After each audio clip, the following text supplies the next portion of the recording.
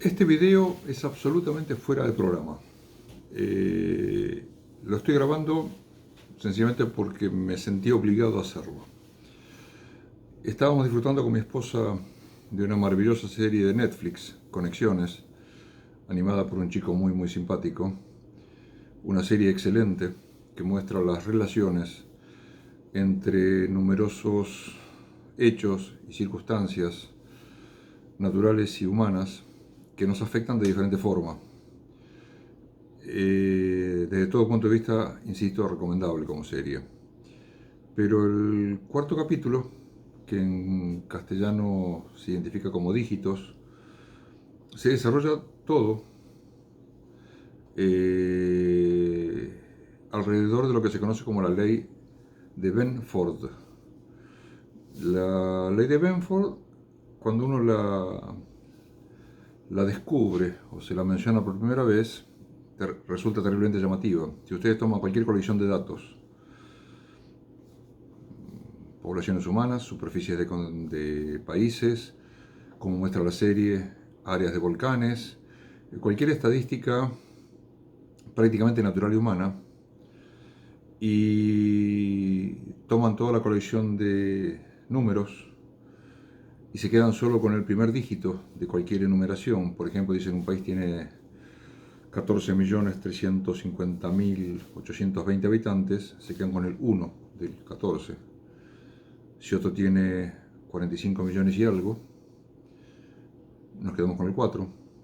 Si son 680.000 habitantes, nos quedamos con el 6. Y después de hacer, en una colección extensa, por supuesto, como para que la estadística sea significativa, contamos cuántas veces aparece el 1 como primer dígito en esas cifras, el 2, el 3, el 4, cada uno, contamos la cantidad de veces que aparece como primer número, descubrimos que en casi todas las colecciones, como ya dije, naturales o humanas, el 1 es más abundante que el 2 que el 3 y así siguiendo. De hecho, el 1 se lleva cerca del 30% de las apariciones, cuando uno esperaría el 10%, porque es 1 entre 10, o entre 9 en realidad. Y eso parece algo que uno dice, no, no puede ser, algo anda mal. Y entonces toma sus propias colecciones de datos y lo comprueba. Y descubre que las cosas más extrañas que uno puede imaginar realmente se cumple esa ley. Eh, insisto, para los que no la conocen, es simpático hacer la prueba. El problema es que en ese programa se menciona este hecho como algo esotérico, como algo impuesto por algún ente superior que nos obliga a generar datos que cumplan con esa ley. De hecho, está presentado de una forma que resulta chocante. Es más, el chico este consulta a un montón de científicos, algún profesor de él incluido, y todos coinciden en que le llama la atención que esa ley exista, y es como que hay un orden superior difícil de desentrañar. Primero, voy a mencionar algo muy simple. Si en vez de contar con 10 dedos contáramos con uno solo, y decimos uno o ninguno, eso se llama la numeración binaria, unos y ceros. En ese caso, cualquier número, los mismos números que hablábamos antes, expresados como numeración binaria, la forma en que lo usan las computadoras, todos empiezan con 1. Descartamos todos los ceros que no significan nada. La primera cifra significativa del número, cuando empezamos a recorrerlo, es un 1. La ley de Benford desaparece. O sea, ya eso solo debería indicarnos que no es una ley física que las matemáticas le imponen a la naturaleza, sino que es nuestra forma matemática de interpretar lo que ocurre en la naturaleza, y en este caso particular porque en vez de utilizar numeración binaria utilizamos los 10 dígitos de nuestro sistema decimal. Esa sería la primera indicación. La segunda indicación, a poco que uno revisa la ley de Benford, descubre que detrás de esa ley hay logaritmos. en la propia formulación, eso pueden, por supuesto, revisarlo en las fuentes accesibles actualmente a través de Internet. Y bueno, entonces uno diría, está bien, no es la ley de Benford, son los logaritmos. Alguien nos impone los logaritmos en forma esotérica. No, no, tampoco. La naturaleza tiene comportamientos que llamamos logarítmicos, otra vez, porque nuestras herramientas matemáticas que usamos para simplificar la información que recibimos acomodan los datos mejor si utilizamos logaritmos que si usamos progresiones simples. ¿Por qué usamos logaritmos? En la actualidad se enseña poco, pero cuando uno aprende logaritmos y se ve por qué se los usó en el pasado, especialmente para hacer cálculos, es porque aplicando logaritmos, lo que es una multiplicación compleja se transforma en una suma. Lo que es una relación exponencial se transforma en un producto. O sea, se simplifican las cuentas que uno tiene que hacer. Y entonces todo se reduce a decir, bueno, si la ley de Benford en definitiva está ligada a los logaritmos, y los logaritmos son los que dominan el comportamiento físico, la pregunta es por qué la física responde a ese comportamiento. Y la explicación es sencilla. Voy a usar un ejemplo trivial, pero normalmente nos manejamos por diferencias o porcentajes relativos y no por valores absolutos. Me explico. Si ustedes están jugando al truco y repartiendo 3 cartas a cada jugador, si cuando los jugadores abren su mano, mientras miran, exponen las cartas al resto, si uno tiene 4 cartas, no hace falta contarlo, no hace falta decir 1, 2, 3, uy, tiene una de más. No, no, no, uno ve y se nota que son 4. ¿Por qué? Porque es una en exceso sobre las 3 que uno espera que tenga en la mano. Si cada jugador tuviera, como en otros juegos, 15 o 20 cartas en la mano, si aparece una de más, a golpe de vista no se nota. ¿Por qué? Si la diferencia también es una carta. Bueno, pues es un porcentaje. En un caso es un 33%, en otro caso es menos del 5%, no se nota. Así como los sentidos trabajan de esa forma, la física también trabaja de esa forma muchas veces. Bueno, los sentidos nuestros forman parte de la física, por supuesto. Pero eso ocurre porque muchas acciones en la naturaleza, en vez de sumarse, en alguna medida se multiplican. ¿De qué forma? Como el interés compuesto. Si ustedes sacan el interés simple sobre un capital, le suman el 10%, después suman otra vez el 10% sobre el mismo capital, otra vez el 10%, etc., obtienen un número. Pero si ustedes hacen interés compuesto y al capital le suman el 10% y después al capital más ese 10% le suman el 10% y así siguen, rápidamente la progresión crece de forma fenomenal porque estamos multiplicando efectos.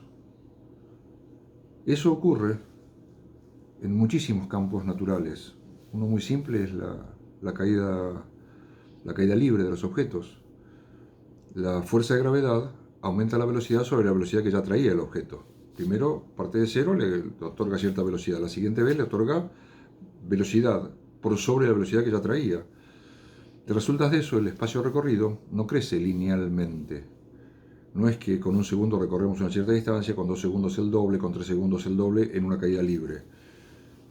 La distancia recorrida crece cuadráticamente. Consecuencia, cuadráticamente significa al cuadrado. O sea, con el doble de tiempo tenemos 4 veces más distancia recorrida. De resultas de eso, si uno grafica distancia recorrida en función del tiempo, tiene una curva. Pero si grafica el logaritmo de la distancia recorrida en función del tiempo, tiene una recta, una expresión mucho más simple. Bueno, de eso se trata. La naturaleza, en montones de ejemplos absolutamente naturales, espontáneos y explicables, trabaja lo que decimos en forma geométrica, genera series geométricas y no series aritméticas. Y eso lleva a que cuando matemáticamente procesamos la información natural, es más fácil procesarla algorítmicamente que procesarla en forma lineal. Son más sencillas las cuentas, eso es todo. No hay ningún esoterismo detrás de todo eso, no hay ninguna numerología maravillosa. E insisto, ciertas numerologías dependen solo de la base de datos que utilicemos.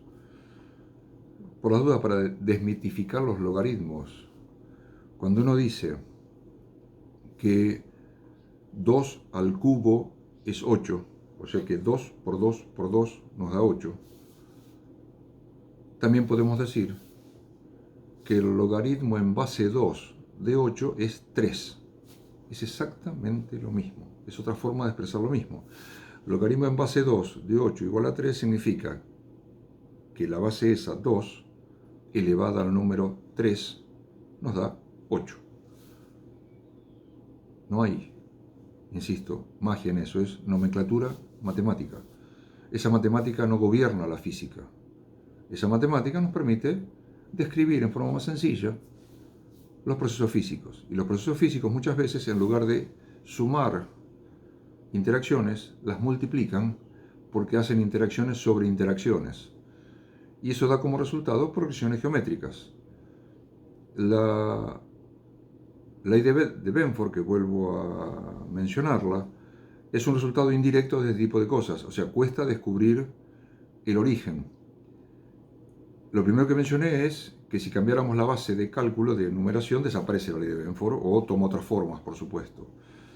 La segunda es que si ustedes toman los mismos números que usaron para, por ejemplo, las poblaciones de los países o cualquier dato que elijan, y en lugar de tomar el primer dígito, toman el segundo, por ejemplo, una población de 25.340.000 habitantes, no toman el 2, toman el 5 de 25 millones. Sobre 893.000 habitantes, no toman el 8, toman el 9, toman el segundo dígito. En ese caso, desaparece la ley de Benford. Desaparece sencillamente porque el segundo número es una corrección pequeña sobre el primero, de modo tal que ahora sí es aleatoria, no es dominante, como en el caso del primer número. El hecho, digamos, otro tipo de manifestación física, las escalas musicales, cuando ustedes eligen las octavas, el La de la octava, del La natural, corresponde a una frecuencia de vibración de 440 ciclos por segundo. La siguiente octava son 880, la siguiente octava es el doble, y así siguiendo. Eso es sencillamente por la misma razón. El oído, para poder diferenciar los sonidos, si de 440 pasan a 441 ciclos, tiene una posibilidad de diferenciarlo. Si de 880 pasan a 881, la posibilidad es mucho menor. Y si fuera 20.000 ciclos, 20.001, mucho menor todavía. O sea, si la progresión de las octavas no fuera geométrica, no tendríamos o no nos resultaría agradable la música porque no seríamos capaces de diferenciar los compases de una octava y compararlos con los de la octava siguiente. Solo gracias a que son progresiones geométricas, nuestro oído disfruta de la música. Es física. Exactamente igual que la física de caída de los cuerpos, igualmente igual que la física que genera volcanes, exactamente igual que la física asociada a la actividad humana que genera superficie de países, etc. Entonces, ¿cuál es el objetivo de esta charla? Sencillamente, ¿y de dónde viene mi enojo? De que de un dato maravilloso, la ley de Benford existe, se usa, y se usa en forma muy práctica, digamos, lo utilizan como muestra el propio video, las agencias de recaudación de impuestos, porque, como dije, si los datos son naturales, responden a la ley de Benford. Ahora, si los datos son al azar, como la segunda cifra de los mismos datos, no responden a la ley de Benford. Entonces, si ustedes entregan una declaración de impuestos anual y procesan sus datos, y los datos responden a la ley de Benford, es de suponer que la declaración por lo menos no es anómala.